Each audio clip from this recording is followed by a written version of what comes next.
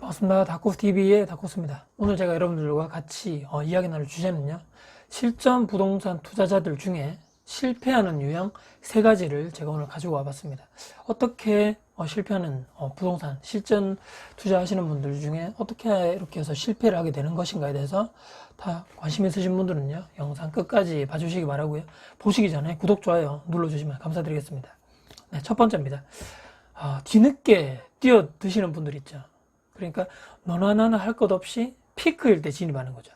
끝까지 의심을 하는 거죠. 처음에 이분들이 처음에 우리 부동산 일반적으로 투자하시는 분들은 남들이 이렇게 좀 많이 들어가지 않을 때 투자자 입장에서는 정말 저쪽이 저평가되어 있고 아직 투자자가 많이 진입하지 않았는데 뭐 여러 가지 많은 수요 이런 변수가 있겠죠. 앞으로 분양이라든지 입주 물량이 상당히 점점점 줄어드는 그런 지역인데 또 수요는 늘어난대.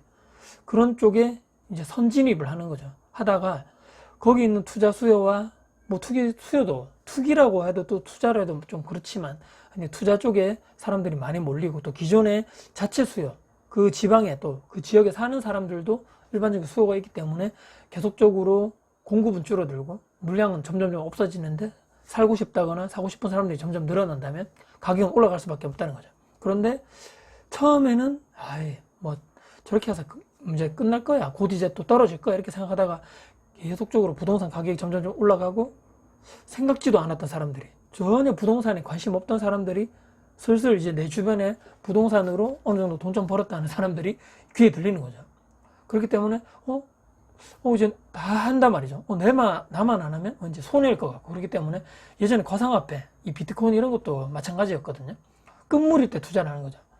거의 다 올라가고 나서 점점 거의 다 막 사람들이 많이 올라가고 가격 자체가 엄청나게 올라갔을 때, 그때 뒤늦게 피크 때 가격 자체가 고점일 때 들어가시는 분들, 남들 열심히 투자할 때 관심이 없다가 너나나나 하니까 뒤늦게 다들 돈 버니까 나도 해봐야 되겠다, 피크 때 진입해서 나중에 약간 조정기를 거치면서 거봐, 역시 부동산을 하면 안 돼, 이봐 내가 하니까 떨어지잖아요. 그런 식으로 돼서 이분들 중에 폭락론자 또는 비관론자가 되시는 분들이 상당히 많다는 거죠. 그러니까 그 전에 이미 투자 쪽을 하시는 분들, 또 열심히 또 이렇게 하시는 분들은 이미 그 전에 들어가는데 저평가할 때 들어가는 게 아니고 이미 고평가할 때 들어가다 보니까 내 돈은 내 돈대로 다 들어가면서 그 가격 자체가 계속적으로 유지된다거나 올라가주면 다행인데 뭐 조정기를 거치거나 또는 갑자기 또 공급이 늘어난다거나 수요는 줄어들고 그렇게 되면서 또 가격 자체가 내려가는 이런 순간에 갈 수밖에 없다는 거죠. 그렇기 때문에 너나 나나 할 것 없이 아무런 나의 기준과 원칙 없이 그냥 막상 내 주변에 다 하니까 별 공부하지 않다가 여기 해야 되겠네, 남들 다 우르르 하니까 막 할 때, 그때가 투자 쪽으로 봤을 때는 상당히 실격이고 실패할 위험이 가장 높은 이런 첫 번째 생각할 때는 유형인 것 같고요. 두 번째는요, 특히 좀 중년 또는 이후이신 분들 또는 퇴직하신 분들의 문제점입니다.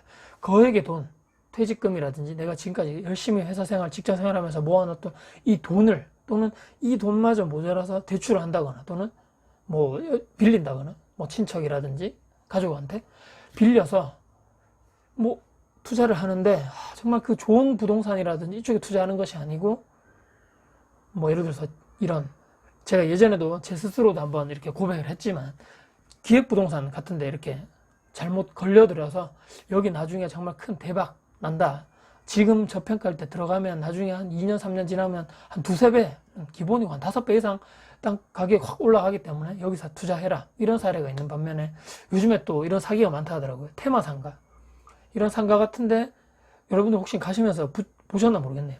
뭐 5년 확정 임대 뭐 그런 거 있죠. 또는 10년 확정, 이미 10년 정도 확정이 돼 있다 이런 식으로 얘기하는 거죠. 또는 5년 정도 이런 임대 다 이렇게 계약되어 있기 때문에 지금 이 정도 목돈을 투자하면 보통 뭐 연수익률이 10% 이상 된다. 여기에 보면 현수막이라든지 카드 같은 거 많이 붙여놓으신 거 보셨을 건데요. 정말 조심하셔야 됩니다. 그게 예전에도 뭐 이렇게 TV 언론이라 많이 나왔지만 처음에만 이렇게 유지가 되는 걸로 조건이 돼 있고요. 나중에 2년, 3년, 지금 현재 들어왔던 이런 임차인이 나가시고 계약이 끝나고 나서는 전혀 보장이 돼 있지 않은데 마치 진짜 보장된 것 마냥 계약을 이렇게 해서 사인을 받게 해서 뒤에는 나 몰라라 하고 잠수를 타버린다거나 연락이 두절되는 상황. 내가 처음에는 이 정도 생각해서 임대 보증금하고 월세 이 정도 맞출 거라 예상했는데 실제로 주변 시세는 그보다 한참 낮은 거죠.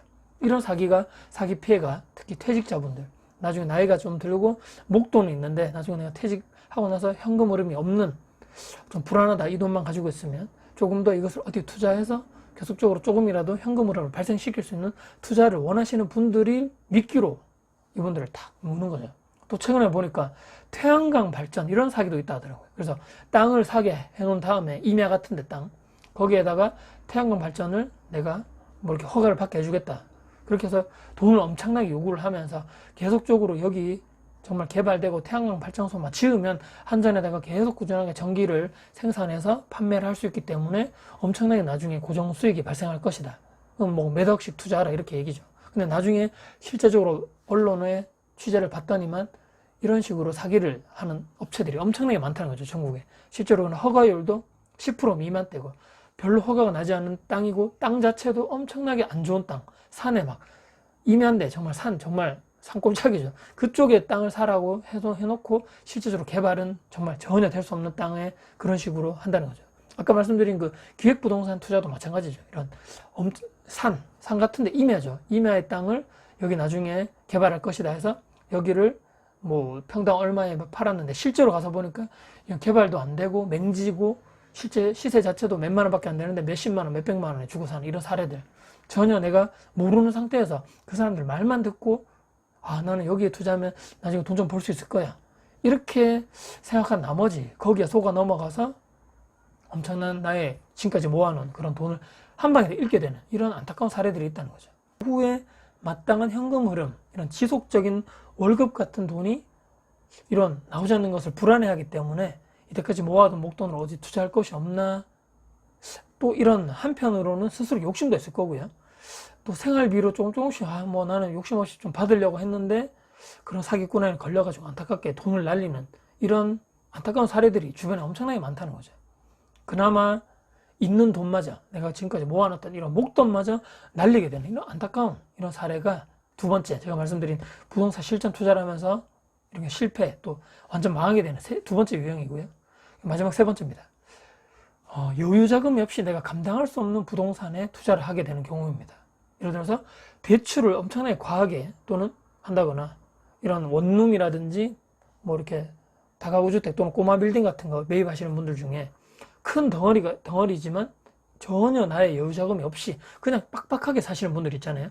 기존의 보증금을 안고 또 대출을 안고 또 거기 뭐 모든 걸 안고 내가 사는데 나중에 이 기존에 있는 세입자분들이라는데 임차인분들 중에 거액의 전세를 살고 있으신 분들이 만약에 나간단 말이죠. 계약이 끝나서 그 돈을 돌려줄 돈이 없을 만큼 여유 자금이 없이 시작하게 되면 상당히 힘들어지는 거죠, 운영 자체가. 또 이런 분들이 문제가 그런 기본적인 자세, 그러니까 이 원룸이라든지 꼬마 빌딩을 운영하고 실제적으로 실전 임대 운영을 할 수 있는 그런 기본적 자세라든지 마인드 자체가 없으신 분도 상당히 많다는 거죠. 공간이 나가시면 논리적이고 이성적인 사람들도 평정심을 유지하기 힘들다는 거죠. 특히 아까 말씀드린 여유자금이 없는, 현금이 없는 상태에서 빠듯하게 투자를 해서 운영을 하다 보면 점점 더 그런 거죠. 이 사람들 나가야 되는데 전세금은 뺏어줘야 되는데 돈이 없다는 거죠. 또 아파트처럼 이렇게 전세가 바로바로 들어와서 이분 전세를 받아서 기존의 임차인에게 전세금을 주고 이렇게 할 상황이 상당히 힘들다는 거죠. 특히 원룸은 더더욱 전세입자 한두 명 나가게 되면 현금 융통이 상당히 어려워서 부동산 운영이 나 정말 이거 못하겠어, 힘들어, 이렇게 해서 포기하시는 분들, 또는 다시 매도하면서 너무 스트레스 받으니까 그렇게 하시는 분들 많거든요. 그러니까 부동산 투자는 앞으로 이분들은 절대 안 한다는 거죠. 이렇게 저도 이제 처음에 이제 이 원룸을 투자하면서 여유자금이 없이 시작하다 보니까 상당히 힘든 거죠. 아까 말씀드린 전세자가 나가게 됐을 때 돈이 여유자금이 충분하지 않다 보니까 또 기존에 어떤 걸 해약하고 또 누가 급하게 빌리거나 또 단기 대출을 이용해서 빨리 이분들을 내주고 또 빨리 막 올수리를 한다거나 공실이 난 방을 깔끔하게 수리를 해서 또 재임대를 놓게 되죠. 그 시간, 짧은 시간 동안이지만 상당히 피를 말리면서 임대 운영이 상당히 힘든, 그래서 이 말씀드린 빡빡하게 내가 여유자금 없이 큰 덩어리에 이런 부동산 투자를 하게 되면 정말 논리적인 사람들도 정말 힘들어진다. 정말 감정적이 되고 정말 이 이성적으로 판단하던 사람들도 그때 당시에 그걸 휘둘려 버리기 때문에 올바른 판단을 하기가 상당히 힘들다는 거죠. 그렇기 때문에 이 세 번째도 여러분들이 정말 조심하셔야 될, 정말 앞으로도 부동산 투자를 하실 분들이라면 요자금이 없이 너무 빡빡하게 투자를 하시는 것을 추천드리진 않습니다. 제가 생각할 때는.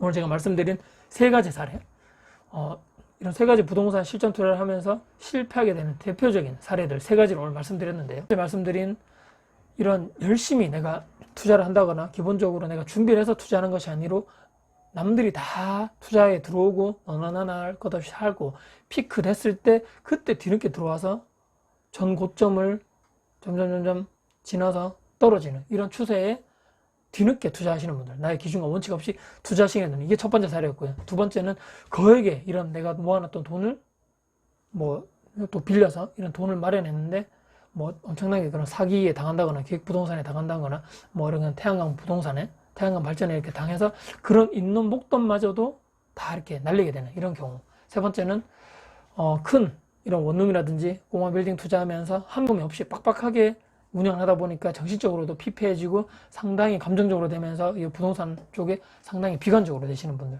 이것이 제가 오늘 말씀드리는 대표적으로 제 주변에 있었던 부동산 실패 사례 세 가지 말씀드려봤습니다. 그렇기 때문에 여러분들 이 영상을 보시면서 부동산 투자를 실전적으로 성공을 하고 계속적으로 평생적으로 내가 투자를 하려면 저런 세 가지 사항들을 상당히 유념하고 앞으로 조심하면서 저렇게 돈을 정말 피같이 모은 돈을 쉽게 날리지 않는, 또 투자를 함에 있어서 계속적으로 한두 번 하고 끝날 것이 아니기 때문에 계속적으로 평생적으로 평생 동안 같이 부동산 투자를 하면서 내 자산을 계속적으로 늘리는 여러분이 됐으면 하는 바람에서 제 경험담과 제 주변에 있는 사례를 들어서 같이 말씀드려봤습니다. 네.